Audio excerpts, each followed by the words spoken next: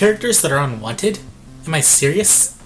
Yes, reading requests over the years leads to one realizing there are many characters you do not want to see in Smash Bros. For various reasons more than you'd personally dislike a character. These are characters who have fundamental issues.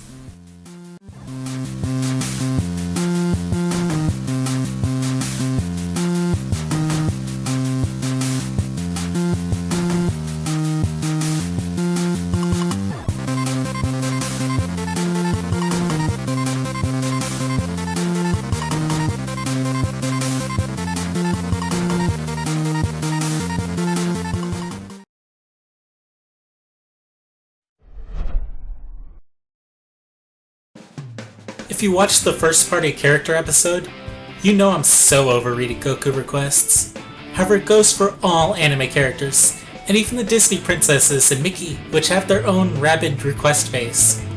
I may like some of the princesses as characters, but no, not for Smash. The problem with these characters are numerous, but here are some of the biggies. 1. There are serious licensing fees for non-Nintendo characters and licensing agreements. Let's take a second to talk about Tatsunoko vs. Capcom, a Japanese-only game that crossed Capcom's best with one anime studio's characters. Upon making enough noise, they agreed to localize it and add new characters in an American version. However, this became a nightmare for Capcom, as now they had to sign agreements for rights in all regions it would be released in, and ultimately had to cut a character due to the inability to get permission from the American studio. Likely in part to the localizers changing the character's name arbitrarily to Bob. Just Bob.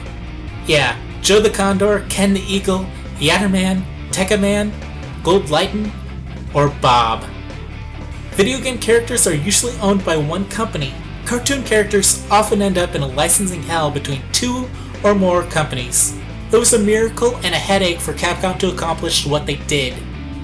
2. This is Smash Bros., a series dedicated to your favorite Nintendo family of characters, which includes several third parties that are treated as if they are honorary Nintendo characters.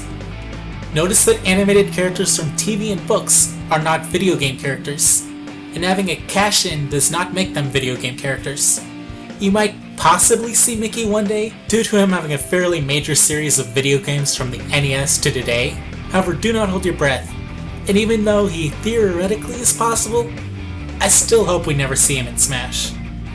Now I would be happy to see as many anime characters and Disney princesses as possible fight with Nintendo in a different game. A Nintendo Versus, if you will. Or even an Ultimate Crossover Fighter. That is different. If someone wants to take on that headache, give us your biggest roster. However, if it goes multi-platform, know there will be console-exclusive characters, and Smash could not be used anywhere in the title, even if Nintendo licenses the Smash engine and premise on all versions.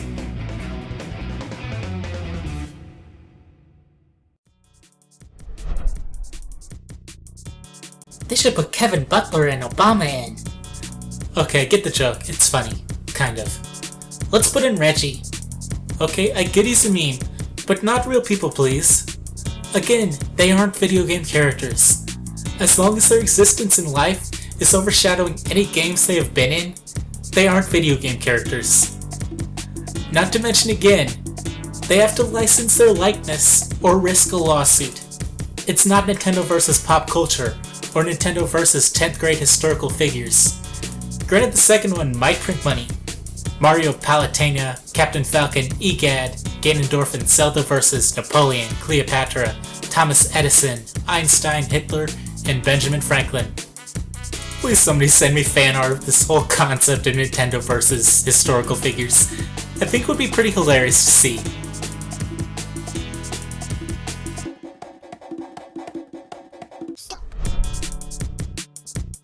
Unless this is Nintendo versus Sega, let's let Sonic handle this. We don't need a single third-party company taking up another fifth of the roster. I'm totally fine with Nintendo versus Capcom. That'd be a brilliant idea. But we aren't trying to turn Smash Bros. Into Nintendo vs. Sega or whatever company. Keep this focused on Nintendo primarily. I get it, Knuckles and Vector would be fun additions. But let's let Nintendo at least buy Sega an engagement ring before bringing all of the Sega stepchildren into a Nintendo affair.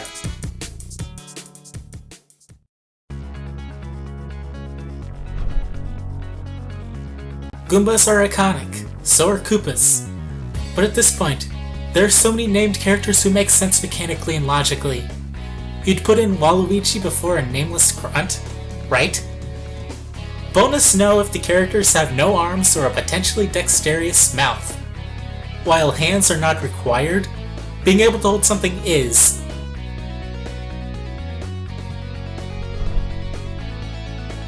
Similarly, the Zelda series has so many interesting characters, and there are already 2 variations of Link. A character shouldn't have a bunch of different variations. Why Goron Link over Goron? Perhaps the dead Goron who gives the mask. The same is true for every Majora's Mask form.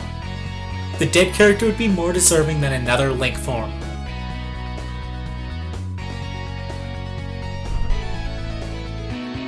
If you've been watching regularly, you know I feel that Pokemon are too heavy. Hopefully Pokken will alleviate these requests a bit. I mean, there are plenty of Pokemon who could be interesting and unique, but it's Smash, not Pokemon fighting. Perhaps if Pokemon Cycle, or most franchises that realistically can, have a similar number of representatives. But if it cycles, some of your favorites could more easily get cut, like Roy, Pichu, and Mewtwo did.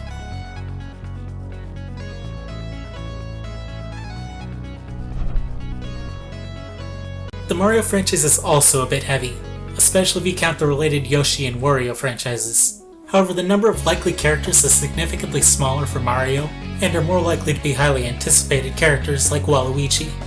However, when people request Brighton, Koopa Koot, Ninja, Foreman Spike, or Ken the Reporter, I cringe.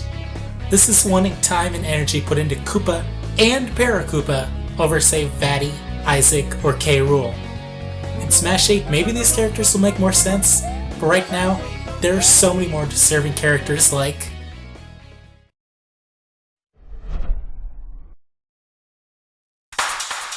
Okay, hear me out, because I'm about to make a very good point. I actually do want these characters too, but I don't want Sakurai to know this. No, listen, I'm not done. This all comes down to marketing. Sakurai is deliberately going to not give us some of the most wanted characters, and it makes a lot of sense. Consider the characters revealed now, and which are fan service.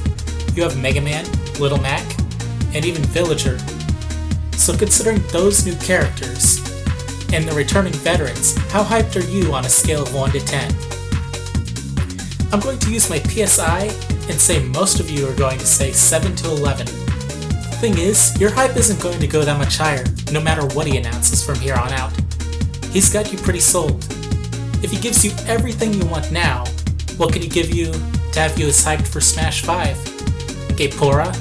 Polar Bear? Color TV Game 15? Sure, there will probably be a few new IPs, but he can also pull out the Waluigi card, or the Ridley card, and have you riding the hype train again. He did it with Brawl, with characters like Meta Knight, Wario, Snake, oh, and Sonic. This is an actual marketing strategy when you expect to make a new version or iteration. You deliberately do something to keep your product from perfection, or hold back something you could do now, so you can sell down the line.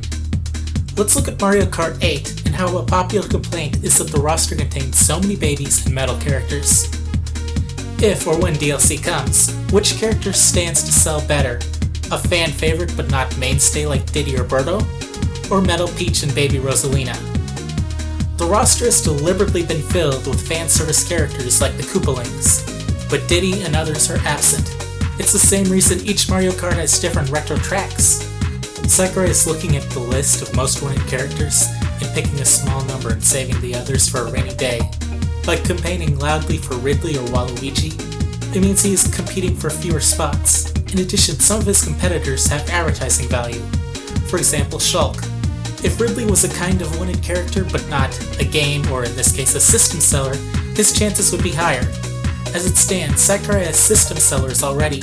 He might be tempted to put in more at the desperate request of Iwata to sell Wii U's, but he's going to think about Smash 5 and potential DLC. You have to remember his job is to make Smash sell, not make your dreams come true. He's not going to give you any more than he feels he must.